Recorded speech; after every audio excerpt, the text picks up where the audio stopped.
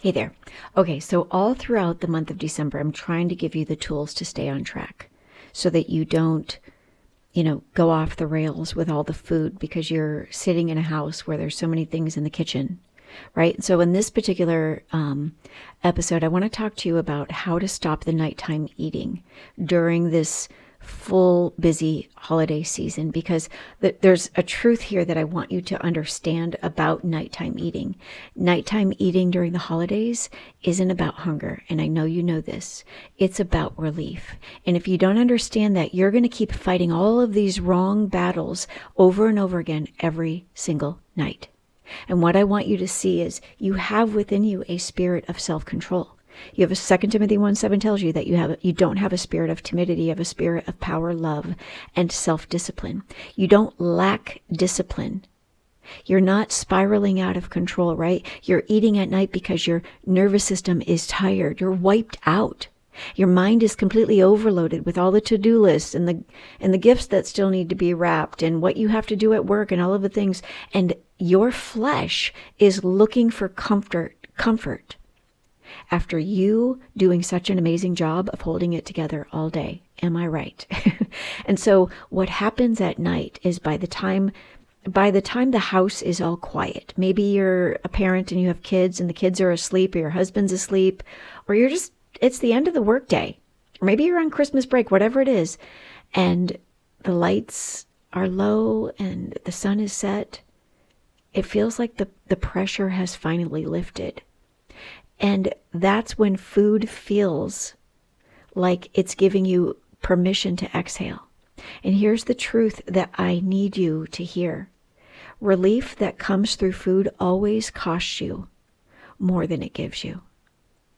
So let me show you how to interrupt that nighttime eating without feeling like it's some kind of really big struggle, without thinking that you have to have willpower or promising yourself that tomorrow is going to be different, because we do that to ourselves, right? Like, I'm just going to eat this bowl of cereal in front of the TV, or this bag of Doritos, or whatever it is, these Christmas cookies, and tomorrow's going to be better. I want you to see that you have to stop treating nighttime eating like it's a food problem, because what it really is it's a transition problem. You're going from being on all day to being alone with your thoughts at night. And if you don't intentionally lead that transition, your flesh will lead you. And that's why cravings feel automatic. And here's what I want to give you to do instead. Before the cravings start, you must intentionally decide how the day is going to end. Not reactively, but intentionally. Choose one simple evening anchor. Just one. It might be a prayer. It might be you journaling. I mean, each of us, have different things that will anchor us. It could be a warm shower. It could be listening to scripture. It could be rereading scripture. It might be sitting down with like a nice herbal tea and just being still. But you've got to replace the ritual, not just remove the food. Does that make sense? And the second thing is, I want you to stop asking yourself, can I eat this? And instead, ask yourself a more powerful question. Start asking, what am I actually craving right now? And then I want you to pay attention to what comes up as the answer. Am I craving rest, comfort? Am I looking for a reward? Am I seeking peace and quiet? Am I looking for connection maybe? Because food can't give you those things. It can only distract you from not having them. The third thing is, if the urge still hits you anyway, I want you to pause and pray a really simple prayer. Really simple. In fact, I'm just going to give you what I would pray. Lord, I'm reaching for food, but what I really want is relief. Help me choose what strengthens me, not what soothes me temporarily. And then I want you to drink some water and wait 5 minutes.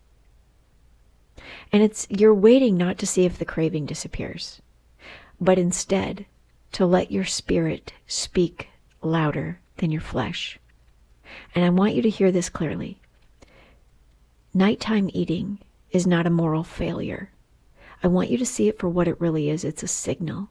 And when you start responding to that signal instead of shaming yourself for it, the pattern begins to break. You don't need to be more strict with yourself. You need to be led. And here's the truth. You can stop nighttime eating during the holidays. You can stop it without gaining weight, without losing your peace, without having to start over in January. You need to start intentionally deciding and then committing to that choice that you've made right now where you are. You can do this. And if this blessed you today, I encourage you to make sure that you subscribe to my YouTube channel so you don't miss what I'm sharing with you, so that you can get unstuck, interrupt those wrong patterns in order to make way for belief that you can lose this weight. I pray that this has helped you, and I encourage you to believe that you don't need to keep ending your nights this way.